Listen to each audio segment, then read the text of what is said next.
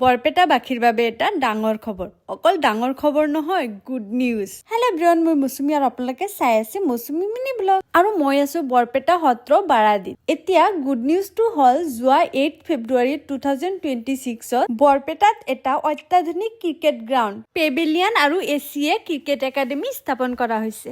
ইয়াৰ উদ্দেশ্য হৈছে গ্ৰাছৰুট স্থানীয় প্ৰতিভাক আগবঢ়াই নিয়া। ইয়াত কিন্তু বিভিন্ন ফেচিলিটিজ আছে। 5 চেণ্টাৰ পিচেছ আৰু 10 net practice pieces, stage of the art Pavilion আৰু মেটছ অফিচিয়েল এৰিয়াজ, আৰু আছে ডমেষ্টিক মেটছৰ কাৰণে ডাইনিং ফেচিলিটিজ এণ্ড ইনফ্ৰাষ্ট্ৰাকচাৰ। তাৰে লগতে প্ৰপ'জড প্লেয়াৰ্ছৰ কাৰণে হোষ্টেলৰ এৰিয়াও আছে। কাম যদিও শেষ হোৱা নাই, চলি আছে। এতিয়া আৰু বৰপেটাবাসীৰ প্ৰতিভাৱান ল'ৰা ছোৱালী পিছ পৰি নাথাকে। সিহঁতে এতিয়া বহুত ডাঙৰ এটা অপৰচুনিটি পাই গৈছে থ্ৰু এছিয়ে ক্ৰিকেট একাডেমি। এই শিবিৰ অকল বৰপেটা ডিষ্ট্ৰিক্টতে নহয়, অসমৰ প্ৰত্যেকটো ডিষ্ট্ৰিক্টতে এনেকুৱা শিবিৰ স্থাপন কৰাৰ কাৰণে পৰিকল্পনা কৰিছে। পাৰ্চনেলি মোৰ কিন্তু বহুত ভাল লাগিছে। আপোনালোকৰ কেনেকুৱা লাগিছে নিশ্চয় কমেন্ট কৰি জনাব নাপাহৰিব। Bye bye.